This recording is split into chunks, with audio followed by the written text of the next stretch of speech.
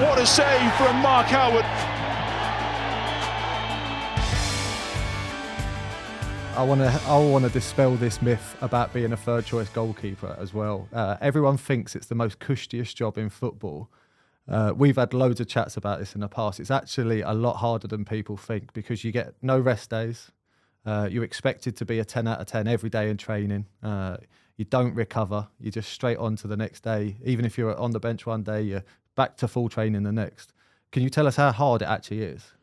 It depends what you mean by hard. Do you know what I mean? There's people flipping up roads at 5 a.m. In But terms in terms of of football, it's difficult in the way that, like you say, you're a bit of a Joey, really. Like, do you know what I mean? If there's 3 keepers, then training, we have 4 or 5, but, you know, if there's 3 keepers training, then you're the one. If for example, Dominic Calvert-Lewin said, I want an afternoon session doing shooting, then you're the one that does it.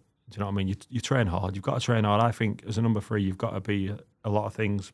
Most importantly, you've got to be a good keeper who can step in. And, you know, when you're training, you want to be on the winning team all the time. And, you know, it's good competition. You have to prove yourself every day, not just on a Saturday. You're going into training every day to prove that you're worthy of that place. Yeah, even like the match day warm, which you do the shooting, which, you know, it's quite an intense little blow, but you've got like 40,000 people there. So you're doing that shooting, you can't toss it off because I don't want someone at Goodison saying, shit him. Yeah. Do you know what I mean? You've got to try, even though they're 12 yards out and they're absolutely levering it top corner. You've got to, you know, you can't have an off day. I mean, everyone has off days, but your effort level's got to be up there. And even though it's unlikely, like we talked about before, the mental strength that you've got to have to be prepared for just in case.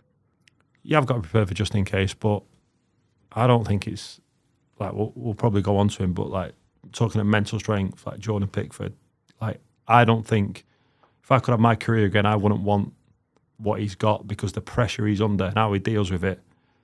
Like, he's a good mate of mine and we take the piss out of each other constantly, but his mental strength is absolutely phenomenal. The pressure he's under every single game, you go to away games, everyone's like, you know, they're waiting for him to do something wrong, and I think it's unbelievable how he deals with that. My gig's easy in that respect. Obviously, the third choice is typically known for being a great buzz in the dressing room as well then. I've heard it described too before as like a cheerleader and that, but how good is that feeling of just getting around the lads? And I know I'm 36 and you're 39. That feeling of still being involved in the dressing room and still playing a massive part on and off the pitch is so good. Yeah, it's class, mate. I mean, there's some days when like I can be a bit of a grumpy ass. Do you know what I mean? Like I'm like, turn that shit music down. It's just too loud for me. Do you know what I mean? But no, I love being around it. Like, keeps you young. Do you know what I mean? I mean, when I have conversations with people my age that aren't in football, I'm like, I'm miles off here. Do you know what I mean? Because it's the environment you're in, isn't it? Do you know what I mean? But no, it's good. I mean, I love the goalkeeper group at every club I've been at, but the one I'm at now is like, it's unreal. Like, it's brilliant. Can we talk about Pickford then and ASMIR BEGOVIĆ? Obviously, you've said about Jordan's mental strength, but how good are they? The class, mate. Yeah. So good. Like once again, England's #1, played so many games. Like, I think it was a record British transfer fee. I don't know if it still is for a keeper, but you're like, yeah, he's a good keeper. But that was, do you know what I mean? That's how I viewed it. I've not seen him. And then last season, the performances and this season, when I say they've been like breathtaking. They have, like, especially last season, mate. He was. I'm the back end of last season. I'm giving 10 out of 10s for him. He's making, for me, I want my goalkeeper to make big saves at big times, and he did it consistently. He's just class, mate. He's a class. He's yeah, he's a good guy, man. He's a good guy. He winds me up. Is he as mental as he looks sometimes? No, he's not. He's not mental at all. Like, when people say that, he's quite quiet actually, but he just loves trying to give me shit. He loves it. I think, like, we speak about it all the time, if he's happy, everyone's happy. So I'm like, right, if you need to give me shit, or some days when we're training, you know, he's got a rocket of a left foot. Some days, say after a game, and his quad's a bit tight for all the kicking, it's like nice and relaxed. And then other days, I can see it in his eyes, like when you're doing your session and it comes to him and he's all following it, I can see him looking at me laughing, thinking, and it's just like a rocket, mate. It's like a rocket. He's hit the hardest shot I've ever faced in my life. Yeah. I said to him, it went in, obviously. I think someone's shot, like one of the keepers shot.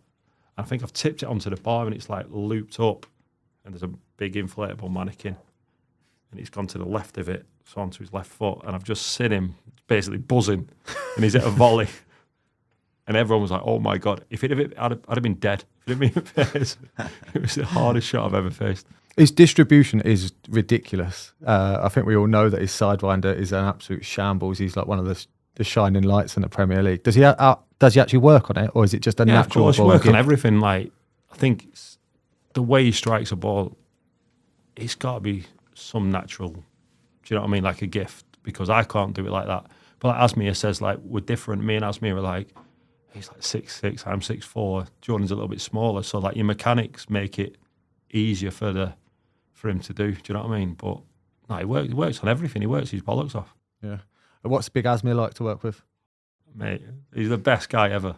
Like, you've told me loads of honestly, stories. Honestly, I can't speak highly enough of him. Yeah. He's like, I always say, like, ASMIR's got his shit together. So like everything, he's just, you watch him play, and that's how he is. Like, he's so calm.